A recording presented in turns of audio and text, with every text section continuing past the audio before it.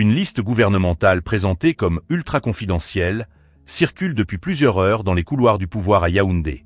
Des noms de ministres, des postes stratégiques, des promotions supposées, des départs annoncés, et surtout une question qui fait trembler les téléphones plus vite qu'une coupure d'électricité en pleine finale de CAN. Assiste-t-on réellement aux préparatifs d'un grand remaniement ou simplement à une nouvelle bataille d'influence au sommet de l'État?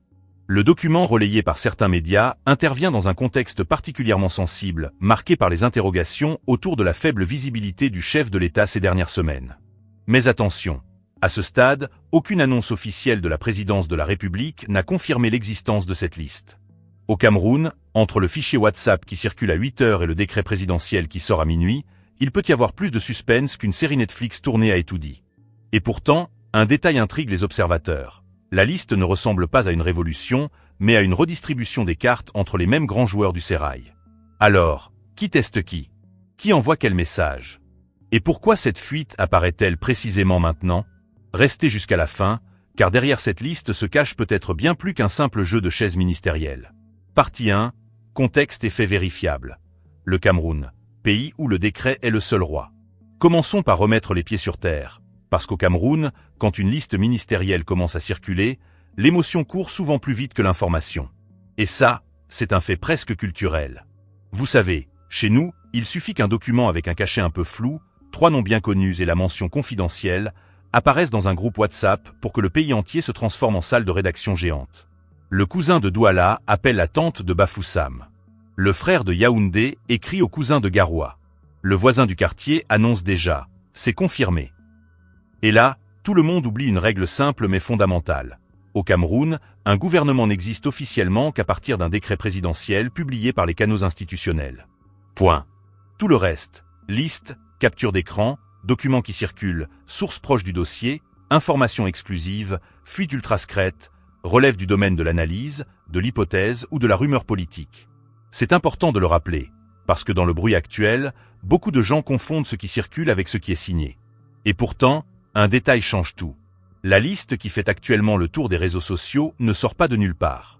Elle apparaît dans un contexte politique particulièrement sensible. Depuis plusieurs semaines, de nombreux observateurs commentent la faible visibilité du président Paul Biya dans certaines séquences publiques habituelles. Des médias nationaux et internationaux ont évoqué cette situation, chacun avec ses analyses, ses interprétations et parfois ses spéculations. Mais attention, commenter une absence de visibilité ne signifie pas établir juridiquement une vacance du pouvoir.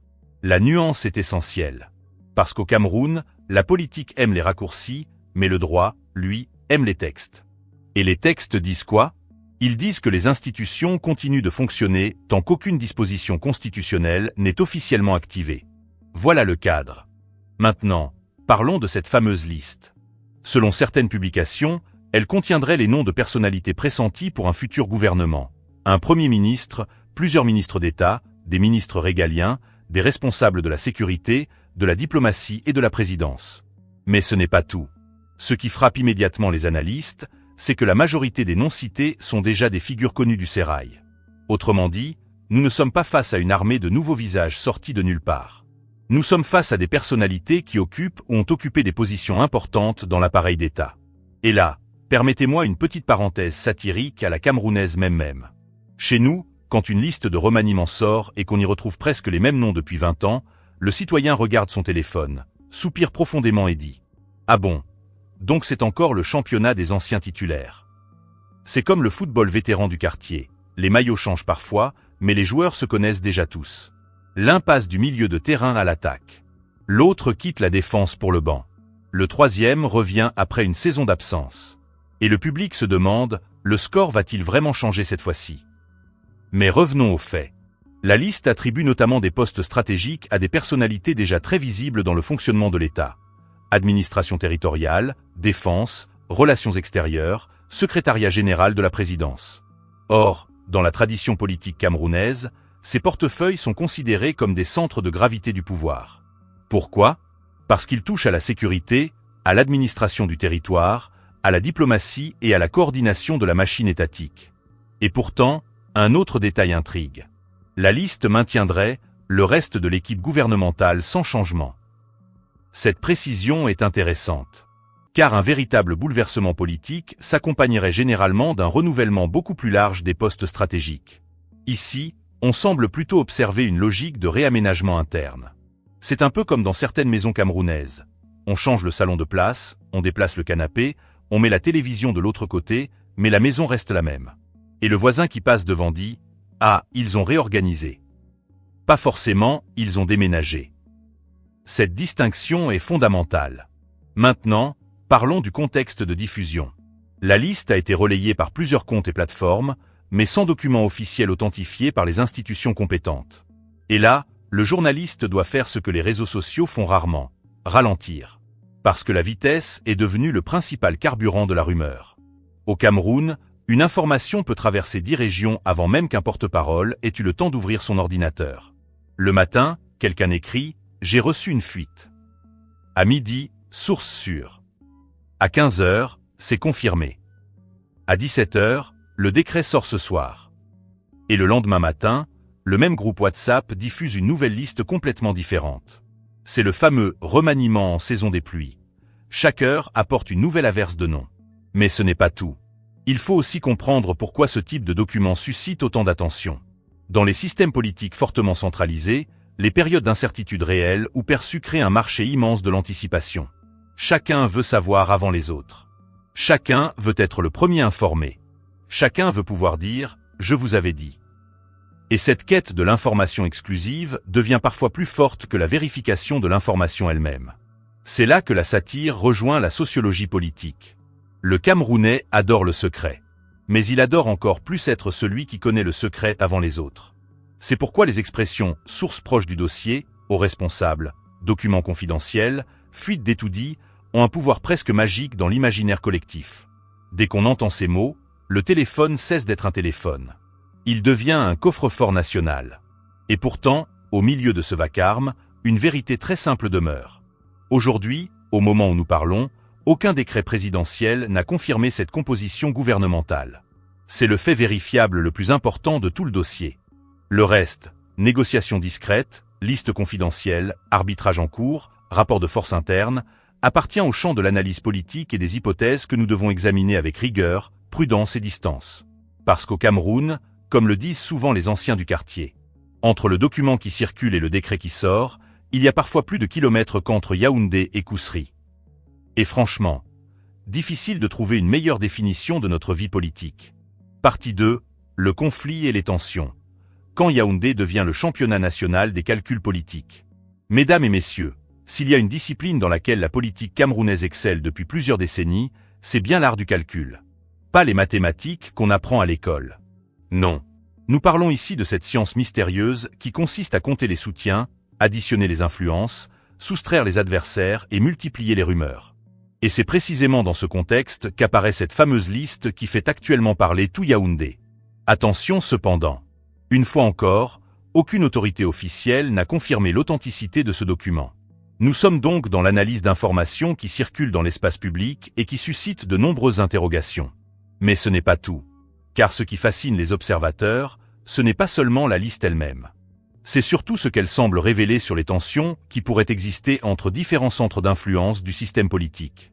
Depuis plusieurs semaines, de nombreux commentaires fleurissent dans les médias, sur les réseaux sociaux et dans les fameux « parlements du quartier » qui fonctionnent du matin jusqu'au soir sous les manguiers, dans les agences de voyage, devant les kiosques ou autour d'un café. Et là-bas, les experts sont nombreux. Très nombreux. Parfois même plus nombreux que les ministres eux-mêmes. Chez nous au Cameroun, dès qu'une information politique apparaît, chaque citoyen devient immédiatement analyste stratégique international. Le taximan devient spécialiste des équilibres institutionnels. Le vendeur de beignets devient expert en géopolitique. Le retraité devient consultant en sécurité nationale. Le voisin qui n'a jamais travaillé à Étoudi devient soudainement source proche du dossier. Et chacun possède sa version. Chacun possède son explication. Chacun possède son candidat. Mais ce n'est pas tout. Car dans cette affaire, plusieurs lectures s'affrontent. Selon une première interprétation relayée par certains observateurs, cette liste pourrait traduire l'existence d'importantes discussions autour de l'avenir de l'appareil d'État. D'après une autre lecture, il pourrait simplement s'agir d'un document élaboré par certains acteurs cherchant à influencer les débats internes. Et selon une troisième hypothèse, souvent évoquée dans les cercles politiques, il pourrait s'agir d'une sorte de ballon d'essai destiné à mesurer les réactions de l'opinion. Qui applaudit? Qui critique? Qui se tait? Qui s'agite? Qui téléphone? Qui ne téléphone pas? Parfois, dans les systèmes politiques complexes, les réactions à une fuite deviennent presque plus importantes que la fuite elle-même. Et pourtant, un détail attire particulièrement l'attention. La liste semble redistribuer plusieurs postes considérés comme stratégiques. Or, dans la politique camerounaise, les postes stratégiques ne sont jamais de simples bureaux administratifs. Ce sont des carrefours, des centres de gravité, des lieux où se croisent les intérêts institutionnels. Voilà pourquoi chaque mouvement supposé fait immédiatement naître des dizaines d'interprétations. Et là commence le grand théâtre national. Le fameux théâtre des suppositions. Un spectacle entièrement gratuit. Sans billets, sans abonnement. Disponible 24 heures sur 24. Au Cameroun, lorsqu'une rumeur politique apparaît, elle voyage plus vite qu'un véhicule neuf sur l'autoroute Yaoundé-Douala. Le matin, elle naît dans un bureau. À midi, elle arrive dans les groupes WhatsApp. À 15 heures, elle est déjà analysée sur Facebook. À 17 heures, elle devient débat national. Et à 20 heures, certains la racontent déjà comme si elle figurait dans le journal officiel. Mais attention, c'est précisément là que le journaliste doit garder la tête froide. Parce qu'entre une rumeur, une fuite, une hypothèse et une décision officielle, il existe parfois un océan entier. Et pourtant, beaucoup oublient cette nuance. Car dans notre environnement politique, la perception compte souvent autant que la réalité. Parfois même davantage. Regardez ce qui se passe à chaque fois qu'une liste ministérielle circule. Certains responsables sont immédiatement annoncés comme favoris. D'autres sont déclarés sortants. D'autres encore sont présentés comme montants. Puis quelques jours plus tard, tout change. Les équations changent. Les calculs changent. Les alliances changent. Les commentaires changent. Et parfois même les experts changent d'avis sans prévenir personne. Mais ce n'est pas tout. La véritable bataille ne concerne peut-être pas seulement les postes. Elle concerne aussi les symboles. Car dans tous les systèmes politiques, les nominations racontent une histoire. Elles envoient des messages. Elles rassurent certains groupes. Elles inquiètent d'autres groupes. Elles créent des attentes. Elles provoquent des interrogations. Et chaque nom inscrit sur une liste devient alors un signal politique. Un message codé. Une phrase silencieuse. Un clin d'œil adressé à certains acteurs. Voilà pourquoi les spéculations sont si nombreuses. Parce que chacun essaie de lire entre les lignes. Chacun essaie de décoder les signaux. Chacun essaie de comprendre ce qui pourrait se préparer. Mais le problème, c'est que parfois les lignes elles-mêmes ne sont pas officielles. Et c'est là toute la difficulté. Comment analyser un document dont l'authenticité n'est pas confirmée? Comment distinguer l'information de l'influence? Comment séparer le réel du souhaité? Comment savoir si l'on observe une photographie de l'avenir ou simplement le rêve de certains acteurs politiques? La question reste entière. Et pourtant, un autre élément mérite notre attention. Les périodes d'incertitude politique produisent souvent un phénomène très particulier, la multiplication des centres d'interprétation. Autrement dit, chacun construit sa propre lecture des événements. Pour les uns, chaque mouvement annoncerait une transition. Pour les autres, il s'agirait simplement d'un ajustement administratif. Pour d'autres encore, tout cela ne serait qu'une bataille de communication. Et pendant ce temps, les citoyens observent. Ils regardent. Ils écoutent. Ils comparent.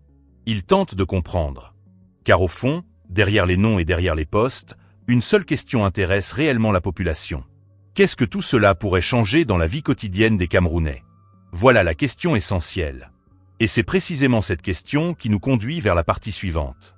Car derrière les listes, derrière les fuites, derrière les rumeurs et derrière les grandes manœuvres supposées, se cache peut-être une réalité beaucoup plus profonde. Une réalité qui touche à la manière dont le pouvoir est exercé, perçu et raconté au Cameroun. Et c'est là que les choses deviennent véritablement intéressantes. Car lorsqu'on gratte la surface des événements, on découvre parfois des mécanismes beaucoup plus complexes que les simples jeux de chaises musicales ministérielles. Et ce que nous allons voir maintenant pourrait bien changer complètement la lecture de cette affaire. Partie 3. Décryptage et mise en perspective. Quand Yaoundé joue aux échecs pendant que le peuple cherche le mode d'emploi. Maintenant, entrons dans la partie que les vrais connaisseurs de la politique camerounaise adorent, le décryptage. Parce qu'au Cameroun, mon frère, la politique ne se lit pas comme un communiqué. Elle se lit comme un message codé. Ici, quand quelqu'un dit « il n'y a rien », les analystes commencent justement à chercher où se cache le quelque chose. Et c'est là que cette fameuse liste devient intéressante, non pas parce qu'elle serait automatiquement vraie, mais parce qu'elle révèle une chose essentielle. Les Camerounais pensent déjà à l'après. Et ça, c'est un signal politique majeur. Depuis plusieurs semaines, beaucoup d'observateurs s'interrogent sur la faible visibilité du chef de l'État dans certaines séquences publiques. Les médias internationaux commentent, les réseaux sociaux spéculent, les diplomates observent, et à Yaoundé chacun essaie de lire entre les lignes comme s'il déchiffrait les hiéroglyphes de l'Égypte antique. Mais attention, l'absence de communication détaillée ne constitue pas une preuve de vacance du pouvoir. C'est précisément la différence entre le commentaire politique et le fait institutionnel. Et pourtant, un détail change tout. Dans les systèmes où le pouvoir est fortement personnalisé, la moindre variation de visibilité du chef devient un indicateur que tout le monde scrute. C'est comme au quartier. Quand le chef de famille ne sort plus sur la véranda pendant plusieurs jours, les voisins commencent à demander discrètement « Grand, tout va bien là-bas ». La politique camerounaise fonctionne souvent avec cette logique de la véranda. On observe les mouvements. Qui entre? Qui sort? Qui parle? Qui se tait? Qui est photographié? Qui disparaît des images? Et là, la liste qui circule ressemble à une photographie imaginaire des rapports de force. Regardons-la avec des lunettes d'analyste, pas avec des lunettes de devin. Le poste de Premier ministre attribué à Mbaye Félix dans cette projection supposée n'est pas un choix anodin. D'après plusieurs spécialistes des équilibres institutionnels, cela pourrait être interprété comme un signal adressé aux régions anglophones, dans un contexte où la question de la représentation reste sensible. Mais ce n'est pas tout. Le maintien présumé de figures comme Samuel Mvondo Ayolo dans un portefeuille lié à la défense et Ferdinand Ngo dans un ministère régalien suggère une autre logique, la continuité sécuritaire. Et là, permettez-moi une petite traduction en langage de taxi de Yaoundé. Quand un gouvernement change, mais que les postes qui contrôlent l'administration, la sécurité et la machine d'État restent entre les mains de figures déjà centrales, le message implicite peut être « on change les rideaux, mais la maison reste la même ». Satirique? Oui. Mais politiquement, la question mérite d'être posée. Parce que beaucoup de Camerounais ont l'impression d'assister depuis des années à ce qu'on pourrait appeler le championnat national du « changement dans la continuité ». Le slogan est simple, tout bouge, mais rien ne tombe. Les ministres changent de bureau, les plaques changent de porte, les véhicules changent parfois de numéro, mais le citoyen se demande souvent « et moi dans tout ça ?» Et pourtant, un autre détail intrigue les observateurs. La présence supposée d'Oswald Babok au secrétariat général de la présidence dans cette liste intervient au moment même où son nom circule dans plusieurs débats médiatiques. Certains y voient une tentative de montrer qu'il conserverait une influence institutionnelle importante. D'autres estiment qu'il pourrait simplement s'agir d'une projection élaborée par des acteurs cherchant à peser sur les discussions internes. La vérité? À ce stade, nous ne disposons pas d'éléments officiels permettant de trancher. C'est frustrant pour le public, mais c'est précisément ce qui distingue l'analyse sérieuse de la rumeur. Maintenant, parlons de la grande spécialité de Yaoundé, la fuite stratégique. Ah, la fuite. Au Cameroun, une fuite n'est pas toujours une fuite. Parfois, c'est un ballon d'essai. Parfois, c'est un piège. Parfois, c'est un message envoyé à quelqu'un sans jamais prononcer son nom. Imaginez la scène. Un document circule. Tout le monde réagit. Les uns applaudissent. Les autres s'inquiètent. Les silencieux sont observés. Et celui qui a lancé la fuite regarde tranquillement les réactions comme un entraîneur qui teste sa tactique avant le match.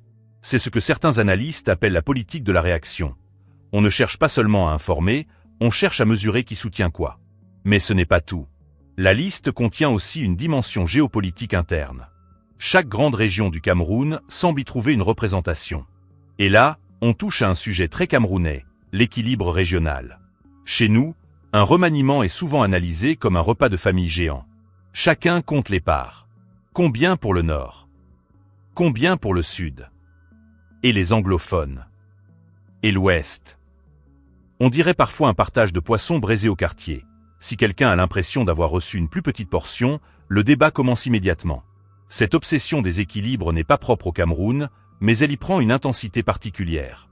Et pourtant, la question fondamentale reste souvent oubliée. Un gouvernement est-il jugé sur sa composition ou sur ses résultats? Voilà le vrai piège du débat public. On peut passer 3 semaines à discuter de qui devient ministre, sans passer 3 minutes à discuter de ce que ce ministre devra accomplir. C'est comme si on célébrait le recrutement d'un joueur sans jamais regarder le score du match. Et c'est ici que la satire rejoint l'analyse. Le Camerounais ordinaire, celui qui prend le taxi à 6 heures du matin, qui fait la queue pour un document administratif, qui cherche l'eau dans son quartier, regarde parfois ces grandes manœuvres avec une sagesse désarmante. Il dit « Les grands sont encore en train de déplacer les chaises. Moi, j'attends de voir si la lumière va revenir ce soir. » Phrase simple, mais politiquement dévastatrice. Parce qu'elle rappelle que derrière les batailles de couloir, il y a une attente sociale immense. Alors, cette liste annonce-t-elle réellement un futur gouvernement? Peut-être. Est-elle une opération d'influence? C'est possible. Révèle-t-elle des rapports de force interne? Très probablement. Mais une seule chose demeure certaine dans cette affaire. Tant qu'aucun décret présidentiel n'est publié, le Cameroun reste suspendu entre deux réalités. Celle des institutions officielles et celle des rumeurs qui courent plus vite qu'un taxi de Mvan quand il voit un client lever la main. Et franchement, à Yaoundé, il n'y a pas de suspense plus puissant que celui-là. Partie 4. Analyse satirique des pratiques. Le Cameroun. Ce pays où le remaniement commence sur WhatsApp. Le Cameroun. Ce pays extraordinaire où un gouvernement peut d'abord être nommé dans les téléphones avant d'être nommé dans le journal officiel. Chez nous, le remaniement ne descend pas d'abord du palais. Non. Il descend d'abord d'un groupe WhatsApp appelé « Les Patriotes du vrai changement », puis il passe par « Famille et amis », ensuite « Anciens du lycée », et enfin il arrive chez la tante qui vend le poisson braisé au carrefour. Et là, mon frère, ça devient sérieux. Parce que quand la tante du poisson dit « J'ai reçu la liste », même les grands analystes commencent à transpirer. On est dans un pays où le mot « confidentiel » signifie souvent « transfert rapidement avant qu'on supprime ». Tu reçois un document avec écrit en rouge « Ultra secret », ne pas diffuser. 5 secondes plus tard, 256 transferts. 10 minutes après, source proche du dossier. 1 heure après, information confirmée. Le soir même, débat national. Et pourtant, personne n'a vu le décret. C'est ça le génie camerounais. On peut transformer une capture d'écran floue en crise institutionnelle nationale avant même le journal de 20 heures. Mais ce n'est pas tout. Regardons maintenant la grande mécanique des équilibres politiques. Au Cameroun, composer un gouvernement, ce n'est pas seulement choisir des ministres.